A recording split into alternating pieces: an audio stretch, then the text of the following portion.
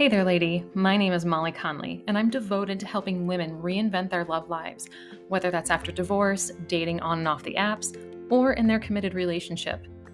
Why? Because I've been there. I'm a former college athlete who filed for divorce 3 years into marriage, swam in the online dating pool into my late 30s, and now I am married to the man of my spreadsheet dreams who I met 4 months before the world shut down.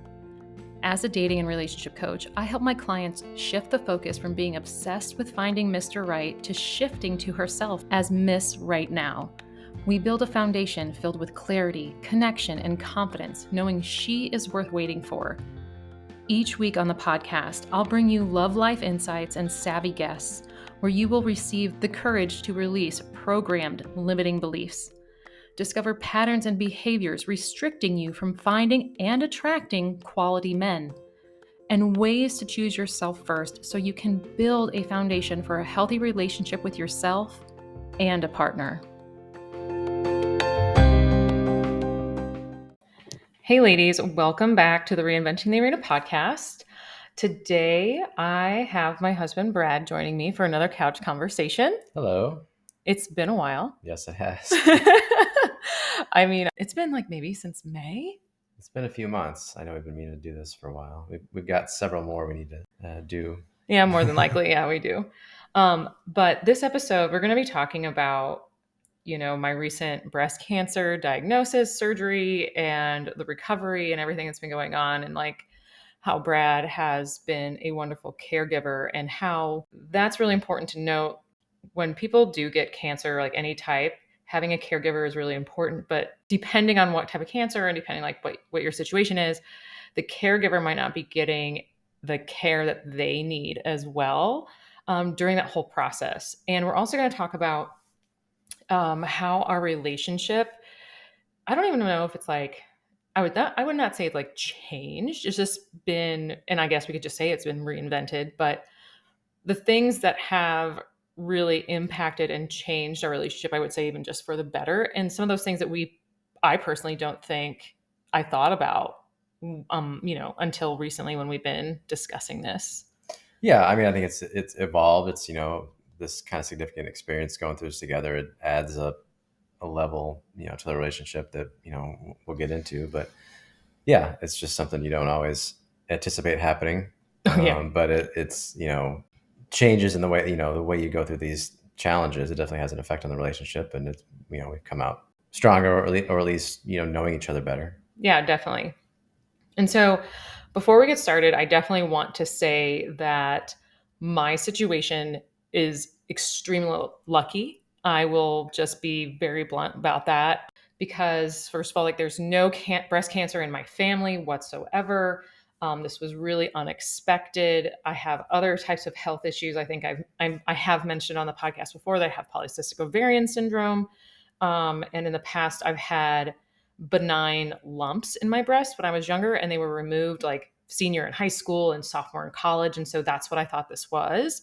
And we really didn't expect to have this surgery or this situation, let alone we know that we were very lucky. We got almost everything we really, really hoped for. No radiation, no chemotherapy. Like I said, those certain things that we just were hoping we didn't have to deal with, like other people more than likely have had to. So wanted to start that off saying the both of us are really, really lucky. I know that there's a lot of women that aren't. So before we really get full into it, we do appreciate that. We are grateful for it every single day. And we know how we can only imagine what it would be like if it wasn't. So with this podcast episode, like I said, we just want to share our experience, what we did, and how this has helped our relationship in a new way. If you are someone who's going through this, or if you are a caregiver, or you know someone that has this situation or needs assistance, I'm going to be also including links in the show notes for certain things. So keep in mind if you wanted to share that with someone else. Do you have anything you want to say before we get started? No, I think that covered it. Okay. So when a woman has breast cancer, no matter the stage, treatment, or surgery, the man is going to have a lot on their plate that might not have been there before. So everything from like childcare to household chores to relaying information to family members, Basically anything that's currently divided up between the couple has now transferred completely to him, um, because we are child free. We don't have any pets, and we currently live in an apartment versus owning a home. Our situation is completely different than most families. And I will say also that due to both of us being previously married, divorced, and living on our own for years before meeting each other, it's greatly impact how we, prepared, how we communicated, and how we handled the first, oh, I don't know, like maybe the first few weeks after my surgery, all in a positive way. We did our best to tackle things together, but we divided certain things up. I researched more about my results, what we would need, how things could go afterwards, as well as what type of surgery I would want, because I was lucky enough to have a choice. And as for Brad, he was extremely helpful by looking into the health insurance, the health savings account, talking to his managers about work, what that looked like, to care for me pre and post surgery. So, Brad, how about you talk a little bit more about that? Well, yeah, I mean, obviously, I knew you were going to be busy with researching, the disease, the diagnosis, the treatment, the options, surgery, recovery. So I want to make sure I took care of any kind of logistical, financial items that I could. Obviously, take that kind of burden away. Again, back to the kind of like we're lucky theme. I'm lucky to have a job, work at a company that has a lot of flexibility, to work at home, unlimited time off. I gave them a heads up really once we really knew that we were thinking, okay, I need to be home for 2 weeks taking care of her. I said, because I travel a lot for work. So I said, I need to block out this 2 week time where I can't really travel for inspections. I could do maybe very local stuff, but I need to work from home because I need to take care of Molly. Because I told them about her diagnosis, her upcoming surgery. I told the people in my office and my managers that I needed to tell, and they were all very understanding, super, concerned. And they would ask how Molly's doing every once in a while. And so it really wasn't an issue. And again, I'm really lucky that way. So I was able to work from home for a couple of weeks, to be able to, care for her. So I'm glad I was able to do that. And again, really lucky that I work for such an understanding company. Yeah. And, I guess I didn't even say this too. Like, I'm lucky that I own my own business in a sense where I can kind of, put some things on hold or do just enough to make sure that people like you that are listening or my clients, communicating with them, hey, there's going to be need a little bit of a break here. People that I work with and people that like you that follow are completely understanding and you can only imagine what type of pause and as being an ambitious woman, like you probably are as well, how nerve wracking it kind of was to actually put some of the business stuff on hold and to have clients kind of be like totally understanding and very supportive. But in the back of my mind, I was just, personally dreading putting it on hold because I can be a workaholic. So, yeah. But on a side note, one of the things that really did kind of stress me out was communication. And that doesn't mean like communication between me and Brad, but communication between all the family members, all the friends. And so, in order to handle that, my parents recommended a site called Caring Bridge, and my dad previously had throat cancer. And so this was a way that they communicated with everyone that wanted to know and be a part of my dad's process. And that was so perfect. The last thing I personally needed, or we personally needed, was being bombarded with text messages, phone calls from, immediate family members that wanted an update. So as we got that set up, I was very forthcoming of like what my results were, what we were going to be doing, and how the communication process was going to be. It's just, I was very thorough. But I let Brad handle all of that, the communication, the day of surgery, which extremely reduced my stress.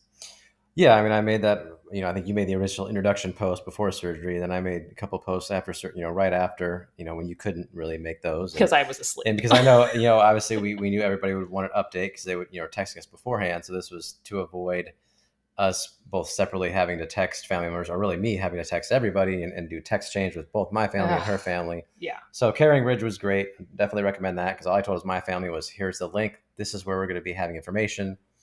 don't text her. Because she doesn't have to be worrying about both sides of the family and all these people and friends texting her and responding to everybody. So Yeah. And so I will keep, or I will put a link to Caring Bridge in the show notes too. So if you or someone else needs that, that's available. And it's free, by the way, just to get that started. I know that people can donate to keep the site up and running, but I don't necessarily know if that's needed. right, Um, but, like we were talking about before, we researched a lot. Like, I think we still have a document, which is another little quick organizational thing. Like, we use Google Docs and share them between each other for so many things, including like yes, a grocery list, our weekend plans. We have a Google Calendar we share, all this stuff. But we made like a Google Doc that included like all the things that we would need, the questions, the amount of questions that we had for every yeah, single person, all the follow up things, that we just kept this document. So I would research what I would need, well before the surgery date. And which honestly, in the beginning, I was extremely frustrated. So I was diagnosed in the beginning or the middle of May.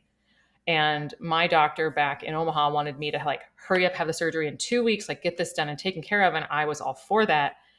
But here in St. Louis, I took my time a little bit finding a doctor, and we have one of the top 10 cancer centers in the United States here in St. Louis. It's called the Siteman Cancer Center. mm-hmm. And so getting in with a doctor, a surgeon, actually took more time. And so we met initially with her, and then to get the surgery done, we couldn't get it done until June 29th. So we had about 4 weeks to really prepare, which, like I said, I was really frustrated with at first, but honestly, it worked out for the best. I'm going to be recreating a list of all the items because I actually, like I said, had to research and find this and piecemeal it together. So I'm going to be putting it on my blog for future reference. But my personal goal for this, yes, goal setter here, was to be healthy enough to be left alone for a weekend so that Brad could make this trip to see his guy friends in Chicago, which was in late July. So that had been previously planned. And what I was so excited about is how we were able to make it happen. Yeah, I did let them know right away that, hey, I know we have this scheduled, but I may not be able to go because Molly's going to be the way what we were reading at the time. We thought it might still be iffy. Yeah. It ended up working out just fine. She recovered great by then, so that was nice, and that was nice to hear her say that too. That she really wanted me to go. Obviously, I wanted to make it happen, but everybody was understanding that if I couldn't make it, because of that, they would understand. But that did work out really well. Yeah, and for me, it's like, the type of people that we are is that we're very ambitious and goal setting people in different areas of our lives. And I wanted to him have something to look forward to because like I had my own things to look forward to. Like being able to take a shower on my own. Like that's so tough. And just even put that in here too. Like, you just make that a blog another time. Like having the aftercare from you, like was extremely helpful. But I wanted him to have something to look forward to and get him out of the house. This also would allow me to have my own alone time, which to be honest, like I don't think I really needed because in recovery, I slept quite a bit, which was fantastic. But here's some recommendations I have to care for the caregiver. So making sure to give them space, to be themselves and creating an outlet would be number one. Number two, Brad, going to Chicago and, our Colorado trip that we were for sure able to take, those are goals. Those are things that we had. And Brad and I both, like we talk about in other episodes, that we both like to work out. So I wanted to make sure that he was still doing the things that he enjoyed. Then also, because number three, I'm a perfectionist and whatnot at times, I wanted to be able to reduce the real workload. So I had to ask myself, what's a real priority at home and what can wait? Like, do we need to dust? Oh, maybe we do, but do we need to do it every week? Or can we do it before the surgery? Like all those little things that we normally think of household chores, like something that we could take off the plate so that that person who is taking over some of the things that we've done doesn't have to do them or knows that it's a lower priority and we don't have to get to it immediately. Number four would be finding support. One of the fantastic things about the Siteman Cancer Center was that they had a therapist and a counselor that we could utilize, which we didn't have to. But that was so important to have that as a resource because we didn't even think about that. We kept telling people, we're going to use it, we're going to use it, but we never had to. But there's also support groups, Facebook groups, there's cancer caregiver communities, and of course, friends and family. And number five, as the person receiving care, I always wanted to make sure Brad knew how much I appreciated him helping me. I wouldn't be able to care for myself without him. And like I said, Brad, excuse me, Brad helped me get out of bed. You helped me brush my hair. You helped me Mhm. wash my hair. You helped me get in and out of the shower. You even helped me shower a few times Yeah. until I could actually, move my hands above my ears. Like there's and help me get dressed. Even I think there's so many little things you don't realize you need your arms for. And after surgery, like this type of surgery, you can't really move your arm above your head much. Like I mean, I don't think I could reach for a long time, but No, no. like I have told other women, make sure you do those physical therapy moves they give you right away because it is extremely helpful. So, Brad, what recommendations or things would you say to add to this, or even just like piggyback on? Well, yeah, I mean, from my personality, I feel I'm a problem solver by nature. I'm not really Yes. a worrier or a panicker. I know you said a few times, kind of like before the surgery, when you were looking at all the options and the diagnosis and things that could go wrong, how you kind of remarked how calm I was being. And I didn't waste a lot of time worrying or thinking about the worst outcomes or anything else, that is out of my control. I'm a big just, I try to control what I can because there's things that I'm not gonna be able to control. So I want to focus on what I can do and try to make the experience like the least bad it can be. It's not going to be a good Yeah. experience. We both know it's not going to be a good experience. So how can we make it just at least, the least bad? I knew you were going to do the research and you were going to go down rabbit holes and you were going to worry, and that's natural. I'd be doing the same thing if something like that was happening to me. So like from my perspective, my thought mode is always problem solving. Step by step. What do we need for recovery at home? You did that research and you came with this list of things, and it's like, okay, the pajamas, the pillows, the pads, the shower head, cup holders, whatever. Great, let's get that. Let go to Amazon, get whatever we can. We even made a list that our Hmm. family they wanted to contribute. So we said, hey, here's some stuff we need. Buy that for us. Or help with Yeah. meals, DoorDash, and let me whatnot. let me jump in here real Yeah, quick too. So like real fast, I know you want to say more stuff, but when people say that they like, what can I do to help? Those are things because we don't have a very large friend or family community here in St. Louis because we moved. Having an Amazon wish list of the things that yeah. you need and like sending it out to people being like, this is the stuff we need. If you can get it here by this day, like that's how you can help. $12 pajamas. I'm still wearing the pants right now. Like we're comfy on the Yeah, couch. Like some of these things we didn't need for very long. Some things we're going to use forever. But that was so much more helpful in my opinion than like here's a card. yeah, for sure. And DoorDash like you said and meals because there's things like that. I'm going to be including that's the type of stuff that I'm going to be including on that Hmm. blog post I mentioned. So sorry, keep going. Yeah. Well, no, and even, we did get family members to get a lot of the stuff on that list, and there's still a few things left that you kind of wanted. And you're like, well, I know at some points you said, well, maybe we can do without this or that. I'm like, it's like whatever dollars, it's cheap. It's like, no, you read that this helps. Mm. These other people recommend it. Let's just get all this stuff, and that's fine. That's not a problem. I knew this would be, scary for you, but I don't like, I didn't want to make it scary for me. I just focused on what we could do just to keep moving forward. So, I knew I needed to be the support system. So that's just the mode that I got into. I have some experience in my life with kind of the caregiver role in my previous relationship. My ex had a chronic health condition that required her to rely on me quite a bit from time to time. Actually, my dad has been, chronically ill for as long as I can remember. And so I've seen my mom, deal with that. And I think that was just how it kind of always part of my personality, as a caregiver kind of slash fixer. So, when things happen in my life that, require that of me, I think it came fairly natural. And that's also kind of the engineer in my personality too. Like I just take a very practical and problem solving based approach to these things and kind of everything when I can.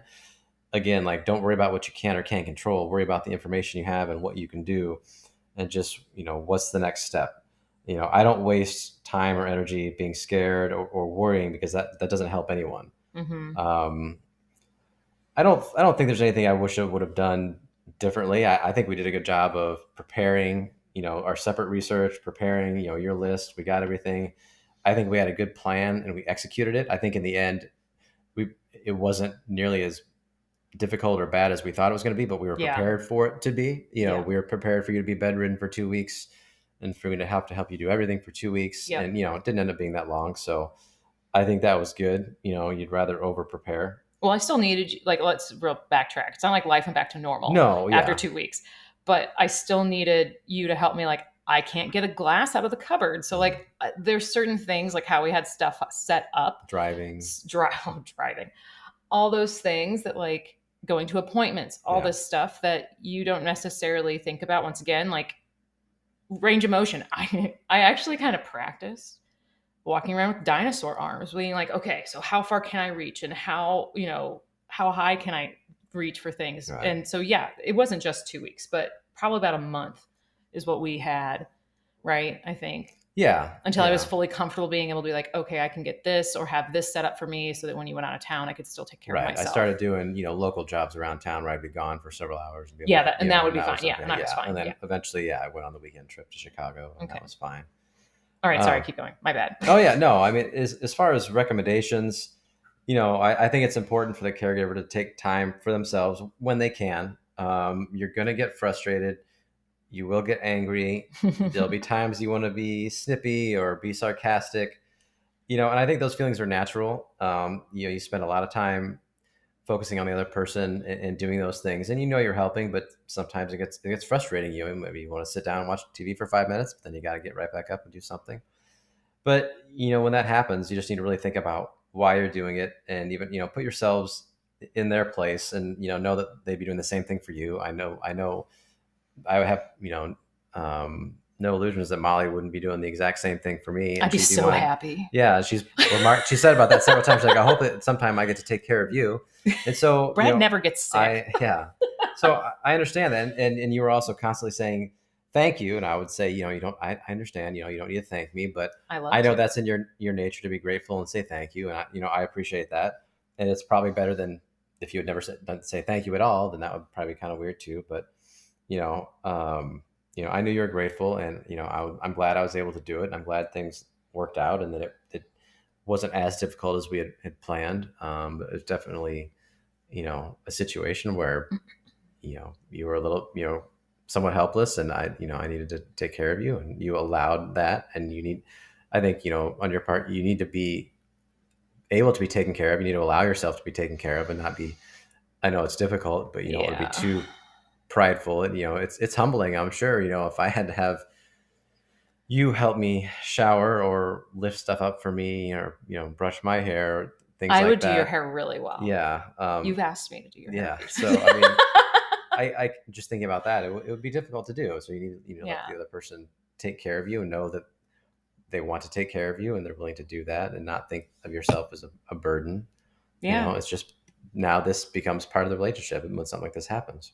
Yeah. And it's that's a really great way to segment into the next part. So how this affected our relationship, right? Like, you can kind of tell we have a very solid foundation in our relationship. Our communication is strong, and we're both comfortable with being open and vulnerable in our relationship.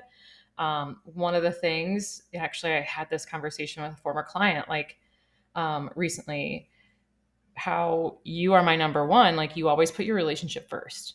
Like, Brad's my number one over my parents, over friends, everything. And like, when you choose each other over everyone else, like, that is important because you can build so much more of that trust and reliability and honesty and openness and vulnerability. So it allows you to develop that healthy relationship, which is critical to having like smooth sailing during any types of crisis in your life. But it's even more important when you need to rely on the other person for your well-being. So I'm going to be honest, like, not all relationships in my past, well, none of my romantic relationships in the past had this solid foundation. Um, if I think right now going through this with anyone else that I had been in a relationship with, like past long term boyfriends or even my ex husband, this would have been horrible. The trust that I had for this person that I dated or people that I dated, including my ex husband, was non existent. Like they couldn't take care of themselves. So, how could they take care of me? I trust Brad and I knew he would be able to help me through this. So, one of my internal issues, which you kind of brought up, I wouldn't say it's pride. It's more or less fighting off my people pleasing side because I like to help other people and other people helping me feels icky. I don't like it. I didn't want you to have to do everything for me, but I had to be okay with asking for help. And I'm also a recovering perfectionist. We've been through this before. And I knew nothing was going to go perfectly. And I had to find ways to go with the flow, like wanting for like how we had to wait, to get my surgery scheduled farther out in June. And even waiting in the surgery area, thank God you were able to be with me and keep me distracted. But that was tough. I think I waited an extra hour or two in the waiting Yeah. surgery room. Yeah. And a lot of that stuff is just out of our control. And because of the trust and letting go of both perfectionism and people pleasing, I was able to focus on the healing and the recovery process. So the stress of what was going on outside of just us was extremely low, which made the whole recovery process so much easier than expected. Do you have anything about that? No, I mean that's understandable. Like you said, I kind of alluded to it.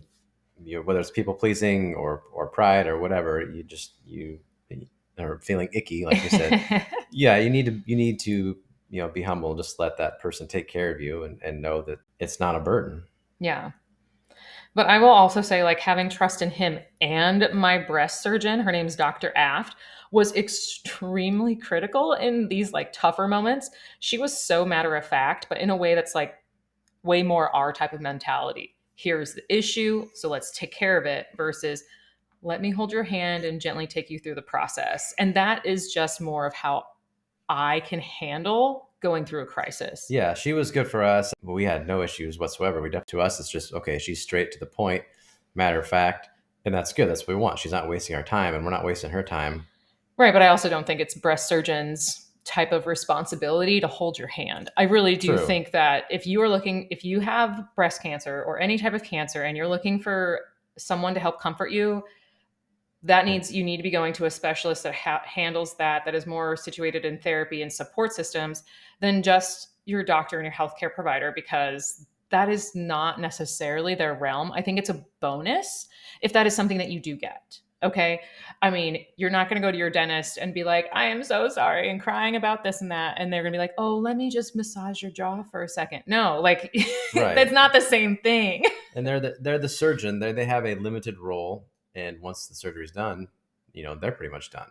So That's very true. Like, I'm not going to see her until May for my one boob smush a year. yeah. So, actually, won't even be her because she doesn't have to do any surgery. But anyways, having that trust meant Brad would have the most amazing opportunity to do things that typically I'd see a nurse or a doctor for. I'm going to be honest, like the drains were probably the worst part of this whole process. So I'm just going to say this now. Okay, so this might be a little gross, but you have to measure the fluid that comes out of your drains, I think twice a day. Slowly, you're going to reduce like the amount of fluid where your drain can come out, and this can take like 5 to 10 days. And sleeping upright on an angle on your back, because you're going to have to actually, you can't be able to sleep any other way, is going to help like get that excess fluid out. Anyways, Brad got to play doctor and removed my drains. Seriously, it was probably like the worst part for me, because it was the weirdest physical feeling. But once again, the trust was really there. And with Dr. Aft, I mean, you can tell that part of the story. Yeah, I mean, we looked, based on the amount of fluid coming out, it seemed like you could get them out like over a weekend on a Saturday and Sunday. So we wanted to call and see if that was a possibility, if they were open or if they could do it. Yeah. And so we called in the doctor's office just to talk to a nurse or somebody, but they ended up, paging the doctor. Dr. F called us right back. And so I spoke to her and told her what the numbers were, and she said, "Well, yeah, you can make an appointment to come in, or you could just do it yourself." And I was like, "Oh, And by the okay, way, I had no idea this was going on. Like Brad did yeah." not have it on speaker, but I saw it on his face, like something was going on. I was like, "What? I want this out. So This is so she said, uncomfortable." "Yeah, you just have to, snip the stitch holding it in, and just pull it out. There shouldn't be any pain." That's what she said. There wasn't pain. It was just really uncomfortable. Yeah. So this is like eighth inch, between an eighth and a quarter inch tubing, clear plastic tubing, inserted into your So side. let me just explain it. So like everybody knows where their sternum is, and underneath your boob, like if you were to pick up your boob right now, there's that little curve, right, that it makes. Well, that's where this tube drain starts. So it goes all the way to that farther side of your body and curves towards your sternum, and then it comes up and goes around the top of the boob, and then it goes down kind of by your armpit, um, where the drain then is by your side underneath your arm. So Brad got to pull that out. Yeah, and that's probably about that was there's probably about 2 feet of tubing That in you. cannot have been 2 feet. Not 2 feet. It was more than one. Well, then we'll just say 18 one and a half. inches, 1.5 We're just feet. gonna say Yeah, one and a half because to it was be. kind of curled around inside of you. That's what I'm saying. Yes, Yeah, it's so like a that was C kind of shape, a backward C. right, right. So Oh, it pull was that so out. gross. Yeah, For so me. that worked out really well. It saved us a trip. It saved us. It saved us a trip, and I'm not gonna say like it wasn't bloody or anything. It was just No, pulling it out it's a was little weird. Yeah, it was a it little was it weird. was physically like, am I gonna throw up? I'm just being honest. Like it was Yeah. gross. Sorry, keep going. um, Nothing else to add. Okay, Yeah. great. But what I also loved about Dr. Aff about was like how accommodating she was. So like calling the after hours line, I had what I thought was a possible infection, and the same thing. They paged her. She called me, and she's like, "Well, actually, they don't want us to do this, but will you take a picture and send it to my cell phone, and I'll call you back?" And I was like, "Really? Okay." So I know that that's like a huge thing. If your doctor gives you their number, like that is gold. Don't ever give it out. Keep it for emergency issues only, for when they ask you to. So I had Brad help me take a picture of my incision, and I text her that, like a few different, angles or pictures or whatever. And she's like, "Yeah, that's infected." And what she was able to do was give me a prescription for like an antibiotic that would be for 10 days, but then gave me refills if there was ever a future issue. And guess what? There was. I had a second infection because I am way too ambitious and got like back in the water a little bit too early again. And so it got infected. But, something I know we, meaning Brad and I, haven't talked about much on the podcast. I don't even actually think we have ever. And we're going to go into now is how intimacy can change after breast cancer. I know that's a fun segue from talking about the drains to this, but I had a lot of concern around body image once I decided not to get reconstruction surgery. And so before I get into the body image thing, just so that people are aware, because I wasn't aware, when you have breast cancer, it's not as easy being like, I'll just get a breast implant. It depends on so many different factors of like your breast size, tissue, all these things. And I decided not to get reconstruction because it would mean that I would have to have multiple surgeries that could have taken months to even years to get, like, to finish out and then to heal from. So I've always been small chested, and my boobs really didn't make up my identity. And I know for some women, that's not the case. Like for them, that their breasts bring out part of their personality, it's part of their confidence. It's really part of who they are. But I had to really look at it as just another body part that I really don't need for me. My boob wasn't that important, especially because I knew later on that I could buy a prosthesis and it would be covered by insurance. So, in fact, yesterday we went boob shopping yesterday, which is super fun to say. I went boob shopping. And it was such an effortless experience. So, if you live in St. Louis, I cannot recommend the owner, Catherine of Anne's Bra Shop, enough in the Creve Coeur Chesterfield area. Holy cow, she was so fantastic. Like we were in and out in less than 45 minutes. Yeah. I got a new bra and a prosthesis, all of it for free, Yeah. and All it's kind of great. nice And then shows. now we have more bras that are coming. She's got to check them through insurance. And she also, one of the things that I really loved about her was that she's like, oh, what health insurance do you have? Oh, that health insurance more than likely covers this amount of bras. Like she has this stuff memorized. Yeah, she's been doing it for 30 years. This is her family business, and she was excellent. Yeah, and she like even talked about her own personal issues with breast Hmm. cancer, how her grandmother had it. Like you going to a mom pop shop, regardless, like a restaurant or something like this, is just the treatment that you get, the more personality. I just love it so much. So I cannot recommend them enough. Anyways, with all of that said, when we were going through this process, I started to have doubts if Brad was going to be attracted to me.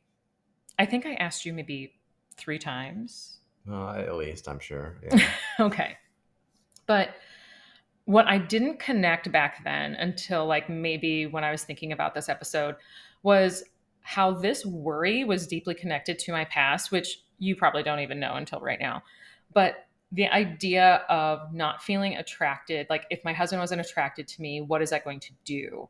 And in my past, when I haven't felt attractive, it's like, okay, I need to work out, I need to change what I'm wearing, I need to boost my confidence doing this and here. And like I know a lot of women can relate.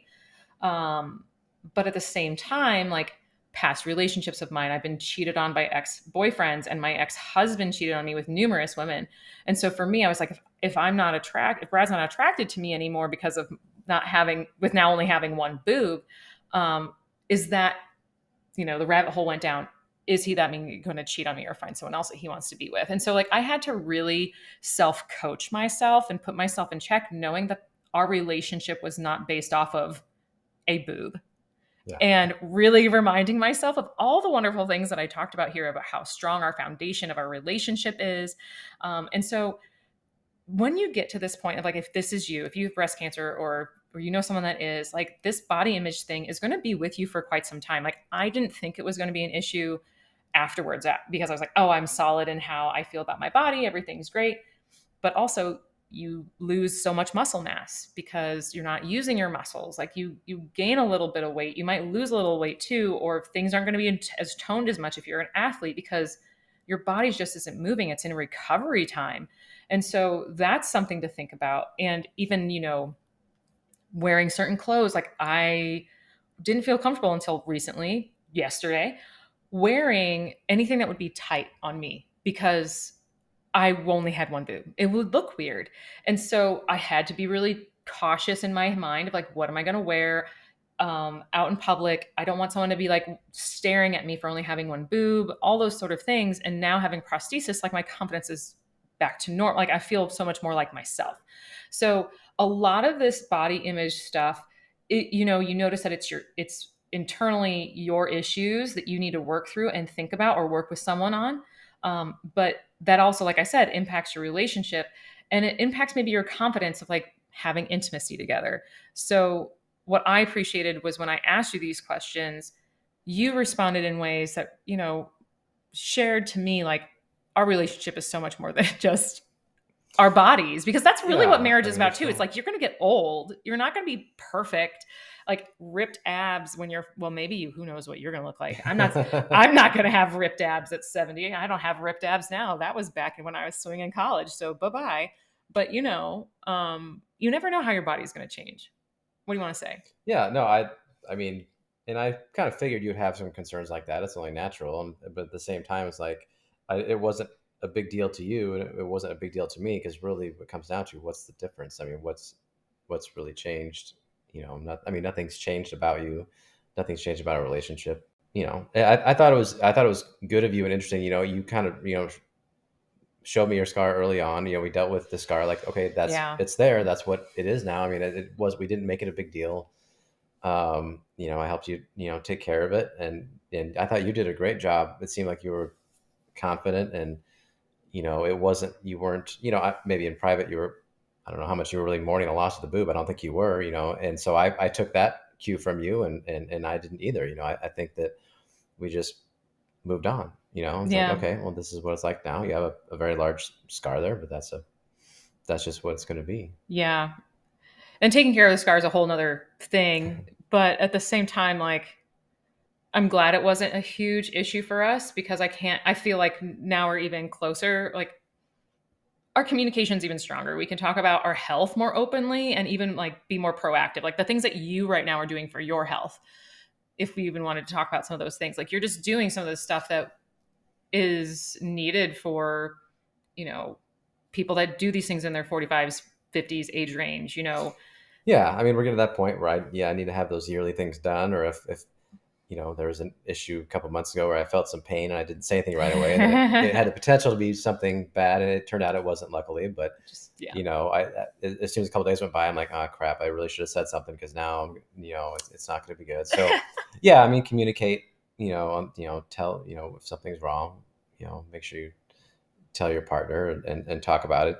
So yeah, you don't want to keep health things a secret, even if you think it's nothing. If you have Mm-hmm. some weird pain, don't ignore it. Yeah. And like one thing that another thing just to discuss too here, it's like not just because just because my breast is removed and the cancer, like they say, they don't see any, they haven't had any traces, it never got to my lymph nodes. Basically, I'm cancer free, but that doesn't mean treatment's done. Right. So for me, I had to start taking an hormone replacement pill to reduce estrogen. And what I'm very thankful for is that because of our communication, we're able to discuss like, how is this really working? And for me, what I was taking, it was not working for me. Within 2 weeks, I'll just be nice and say I was a raving bitch. But Brad wasn't home, so he didn't really get to see it. Like my anger was out of nowhere. For me, that's how the pill works. But most of the time, people get really depressed. They can have really big mood swings. I was having hot flashes. I was insomnia. See.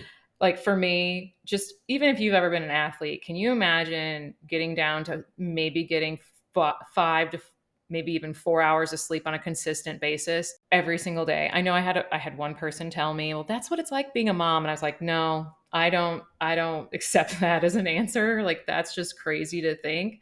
But I didn't want to live my life that way. And we came to the discussion of like, that's not great quality of life. We're still really young, and we made the choices together that, I was going to stop taking this medication. We're looking into new options. But those are also things to think about. We have to be flexible with our goals and our plans for the future because we still have hypothetically 5 years of treating this. Yeah. So, No, I mean, that's a good point. Just discussing the options. I'm not. Yeah, it's your body and your medication, and I could tell it was having an effect, and I would never say, well, the doctor said you have to take it, so you have to take it. That's not my attitude. I'm sure that could be somebody's, and yeah. like, no, do you know better than the doctor? Like, no, I mean, you need to be your own advocate. How it's affecting your body. Like you said, the nurse didn't even really believe you, and I think that was a common thread among some blogs we were listening. We were Yeah. reading about this medication, is that the women were saying one thing, and the doctors were like, no, that's not it, or whatever, suck it up, this and that. I'm like, well, no, I'm not about that. Like, if I could tell it wasn't going to be a good quality of life, so let's look at other options. And if you choose not to take medication or whatever, I Yeah. support that too. Like, but yeah, you got to talk about it. Yeah, actually, that's a good point before we kind of end this out. You are always allowed to get a second opinion. I really vouch for that. Yeah. My Dr. Aff already told me, like, if I don't like, you have to go to an oncologist after you have your surgery done. Like, that's the next step. They help with, there's a radiation oncologist if you have to do radiation or chemotherapy. An oncologist, like the pills I'm taking, the hormone replacement is considered like a chemo med or whatever, I think. I don't really know. But needless to say, they now are taking care of you for the next 5 to 10 years to help make sure that you're cancer free. So they do like a checkup every 6 months if you don't have radiation, all that. And so if for some reason I didn't like my oncologist, I could go find another one. And it doesn't even have to be within the same healthcare provider. I can find someone that's covered by our insurance in a whole different hospital system. I can go back to Dr. F and say, I don't like this doctor and I want someone else. And she would find me someone else or whoever's available. So these are the things that people need to keep in mind too, that when you're going through cancer treatment, or if you know someone that is, allow them to have options, because really this is your life that you are treating your body. Yes, there's experts in certain areas, but you're going to find too, like more reading that you do, one doctor is going to say something here and then another doctor is going to have a whole different option here. Or maybe there's a certain treatment or a study going on that maybe you want to take some experimental medication. So there's a variety of stuff that just keep your open mind, research in a positive way, not go down a rabbit hole like I did, to where all of a sudden I was like, am I going to have this issue pop up, or am I going to have this moment? I only had a few of those, but which, like you said, is pretty normal. Yeah. So, all right. Well, ladies, thank you for tuning in and listening to this. If you have any questions or whatnot, you can always feel free to reach out to me. I might obviously not know the answer, but I'd be open to sharing any other experiences with you, or if you have any questions like, around breast cancer or what links we might have used, because there's quite a few. But honey, thank you so much for joining and You're sharing welcome. all about this and our, new adventure in a Yeah. sense. So, Well, thank you for having me.